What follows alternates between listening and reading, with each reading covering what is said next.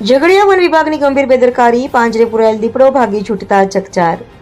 પાંજરામાંથી ભાગેલા દીપડાએ એક સોસાયટીમાં કામ કરતી બે મહિલા પર હુમલો કર્યો। ઉમલ્લા વિસ્તારમાંથી ગત રાત્રે દીપડો પાંજરે પુરાયો હતો। તેને ઝઘડિયા ખાતે સવારે લેવામાં આવ્યો હતો।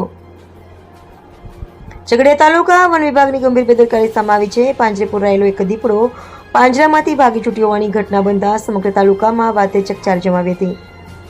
વાત આટલેથી નથી અટકતી, પરંતુ પાંજરામાંથી ભાગી ગયેલ દીપડાએ ઝઘડિયા નગરની એક સોસાયટીમાં બે મહિલાઓ પર હુમલો કર્યો હતો। આ ઘટનાને પગલે ઝઘડિયા વન વિભાગ કચેરીની આજુબાજુમાં આવેલા રહેણાંક વિસ્તારોમાં રહેતા લોકોમાં ભય ફેલાયો હતો। ઘટનાની પ્રાપ્ત વિગતો મુજબ ઝઘડિયા તાલુકાના ઉમલા ગામ ખાતે છેલ્લા 2-3 દિવસથી દીપડાની હાજરી જોવા મળતી હતી। વળી દીપડા દ્વારા એક શ્વાન પર હુમલો કરાયો હોવાની ફરિયાદ વન વિભાગને મળી હતી, જેને લઈને વન વિભાગ દ્વારા ઉમલા ખાતે નજરે પડતા દીપડાને ઝડપી પાડવા માટે કવાયત હાથ ધરવામાં આવી હતી।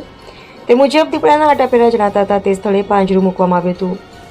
દરમિયાન ગત રાત્રે દીપડો પાંજરામાં પુરાયો હતો। પાંજરામાં પુરાયેલ દીપડાને આજે સવારે ઉમલાથી ઝઘડિયા વન વિભાગની કચેરી ખાતે લઈ જવામાં આવ્યો હતો। આજે સવારે 9 વાગ્યાના અરસામાં દીપડો પિંજરામાંથી અચાનક ભાગી ગયો હતો। મળતી વિગતો મુજબ પાંજરામાંથી ભાગેલા દીપડો વાલિયા ચોકડી તરફ આવ્યો હતો અને ત્યાં હાજર લોકોમાં દીપડાને જોઈને બૂમાબૂમ થતા દીપડો ફરીથી વન વિભાગની કચેરી તરફ થઈને રેવા સોસાયટીમાં પ્રવેશ્યો હતો। ત્યારબાદ રેવા સોસાયટીની અંદર કામ કરતી લલિતાબેન અને રિંકલબેન નામની બે મહિલાએ તેના પર હુમલો કર્યો હતો।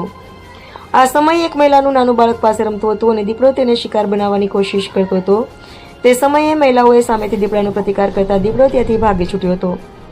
દીપડો ભાગીને પાછળના સીમ વિસ્તારમાં પલાયન થઈ ગયો હતો। દીપડો પાંજરામાંથી ભાગી છૂટવાના સમાચાર ઝઘડિયા નગર સહિત તાલુકામાં વાયુવેગે પ્રસરી ગયા હતા।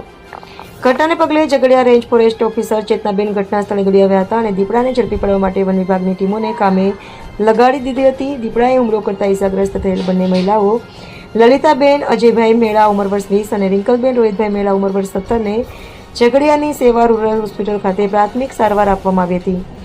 ત્યારબાદ વધુ સારવાર માટે ભરૂચ સિવિલ હોસ્પિટલ ખાતે લઈ જવાયા હતા। રિપોર્ટર મલેક